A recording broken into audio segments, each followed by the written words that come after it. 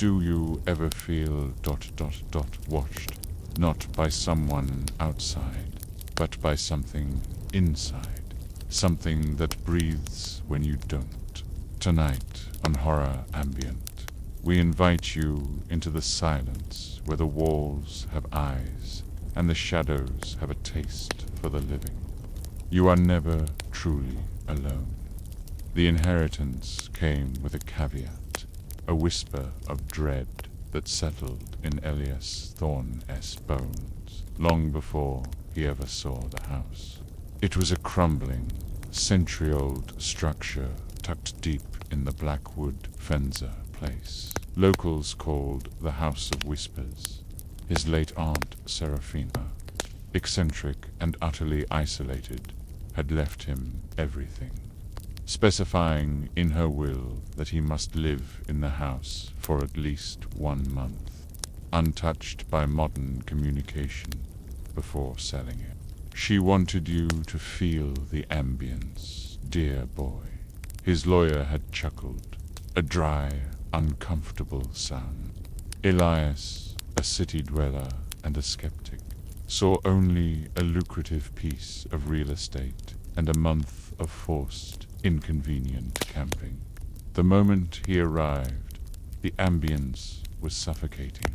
The air was thick and heavy, smelling of dust, decaying plaster, and a faint, sharp odor that reminded him unpleasantly of rust and dried blood. The house was enormous, a Gothic monstrosity with high, narrow windows that seemed to weep dust. But it wasn't the dust or the decay that bothered him. It was the silence. A silence so profound it felt like a physical pressure against his ear. He began the month by trying to restore some semblance of order. He cleared a single room, the study, to sleep in. On the 4th night, the silence broke. It began as a subtle shift, a change in the way the air settled. Elias was reading by the weak light of an oil lamp when he heard it at sound from within the walls. Not a mouse, not the creak of old wood settling, but something else. He was scratching, rhythmic and deliberate, like a creature meticulously working its way through stone.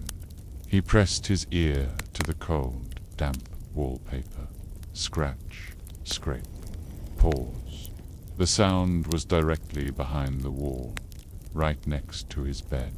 "It's just the house," he muttered, trying to rationalize. Old houses talk, but old houses don't breathe. Later that night, the scratching stopped, replaced by a sound so subtle he almost missed it.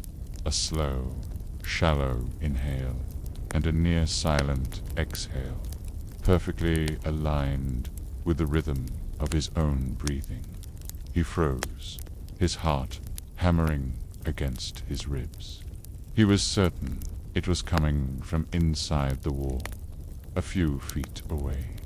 He snatched the oil lamp and flung open the door to the hallway. Nothing. The shadow in the hallway was just a shadow. When he returned, the sound was gone. He didn't sleep until dawn. Over the next few days, the presence intensified. It was always in the walls adjacent to him. When he moved to the kitchen, the tap-tap-tap of its unseen movement followed him. When he sat by the fire in the drawing room, a low, guttural humming, almost vibrating the floorboards, emanated from the chimney breast. The thing wasn't just in the walls. It seemed to be made of the house. He started examining the walls. He ran his hands over the peeling wallpaper, searching for seams, cracks, or any sign of a hidden cavity. In the dark, narrow passage leading to the servants' quarters, part of the house he had avoided, he found it. Embedded in the plaster near the ceiling was a small, almost invisible circular dent. It wasn't a hole, just a perfectly smooth, finger-sized depression. Driven by a frantic impulse, he touched it. As his fingertips settled into the cold, smooth depression, the air in the narrow passage dropped in temperature so sharply that his breath fogged instantly. From within the wall, he heard a sound that was not a scrape or a breath, but a slow, wet click. It sounded like a tongue latching onto something. He stumbled back, his lamp rattling. As he stared, the small depression seemed to deepen, the edges becoming unnaturally sharp. Then, with a slow, sickening displacement of plaster and wallpaper, the circle became an apertura, tiny, obsidian iris. It was an eye, the eye of the wall. It didn't blink. It didn't move. It was merely there, black and fathomless, reflecting the tiny flame of his oil lamp, like a star in a pool of ink. And in that reflection, he saw not the eye of an animal, or a human, or a ghost, but the cold, hungry intelligence of something that had been waiting for a very, very long time. Elias ran.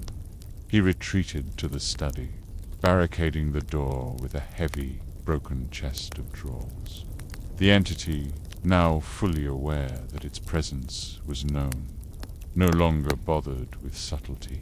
That night, the sound of the scratching was no longer rhythmic.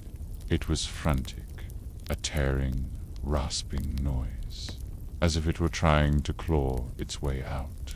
Plaster dust rained down from the ceiling. He heard the deep, resonant groan of the foundation shifting. Then, right above him, the sound of a heavy body being dragged along the floorboards in the attic. Thump, dot dot dot dot, scrape, dot dot dot dot, dot scrape, dot dot dot dot, scrape, dot dot. It was directly over his head, a slow, methodical pace. He couldn't scream. His throat was paralyzed with sheer, unadulterated terror. The sound continued for what felt like hours, circling the room above him. Then the dragging stopped. The silence returned, but this time it was worse than before. It was a loaded silence, like the split second before a violent explosion. He heard a low, whispery voice, a collection of dry, papery sounds, right next to his ear, yet still unmistakably from the wall. "You saw me, Elias. You shouldn't have seen me." The voice was not Seraphine's, not a ghost's, but something far older, laced with the dust and despair of the structure itself. It spoke his name with a terrible, possessive intimacy. A crack, thin as a thread, began snaking down the wall behind the barricaded door. It wasn't just a physical crack. It was a line of shadow that pulsed with a faint, oily blackness. Elias backed away until his back hit the opposite wall. The crack widened, and the whisper grew into a high, delighted hiss. "I've been hungry for a change of air. Your air, Elias." The crack reached the floor and spread, spiderwebbing across the wooden planks.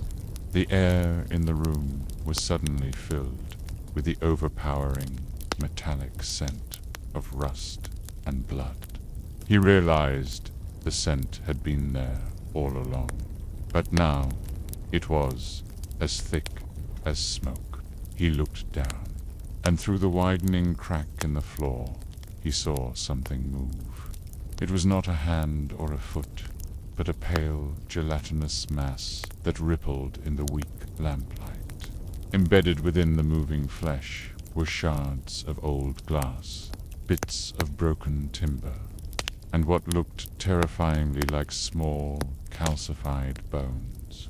The creature was the house's rot, a physical manifestation of its dark history. The dust, the decay, and the souls of all the unfortunate inhabitants who had tried to leave but ended up becoming part of the structure. Serafina had left him the house because she hadn't been able to leave it herself.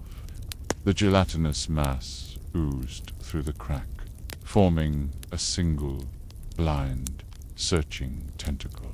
It was white, sickly, and ended in a cluster of tiny, razor-sharp teeth. The tentacle moved towards him, slow and impossibly silent on the cracking floorboards. He scrambled for his lamp. He had to run, anywhere, out of the house.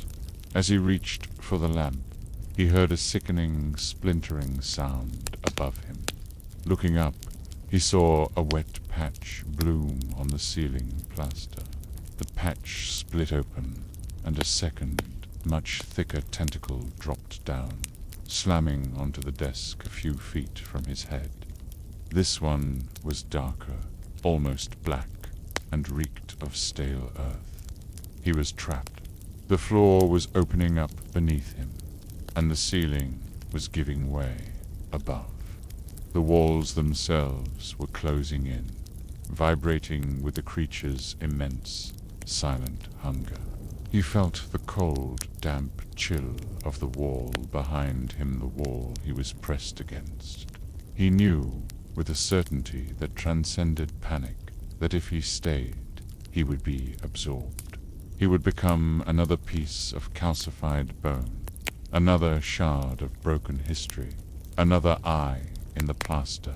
Elias screamed, a choked, desperate sound that was instantly swallowed by the overwhelming, dark, ambient noise of the creature's presence.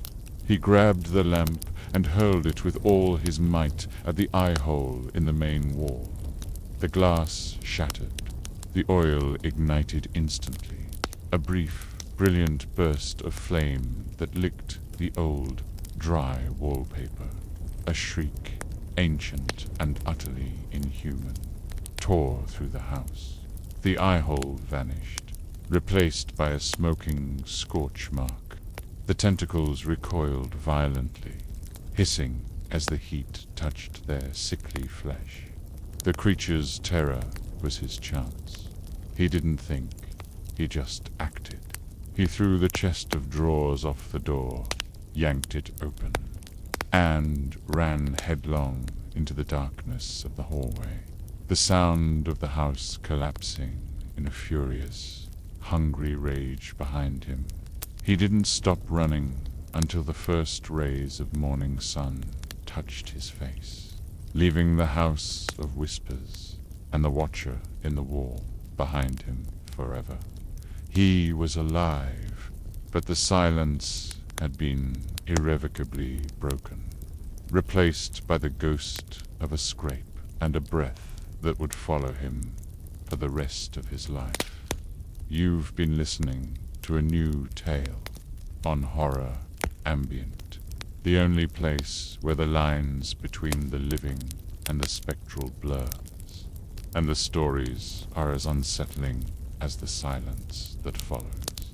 If this descent into madness and shadow sent a genuine chill down your spine, if you felt the walls breathe with Elias, then you know what to do. Like this video to let the shadows know you've been here. And more importantly, subscribe to Horror Ambient and turn on notifications, because the old house is always calling, and we'll be here next time to answer. Don't miss our next story, or you might find yourself listening to the silence alone.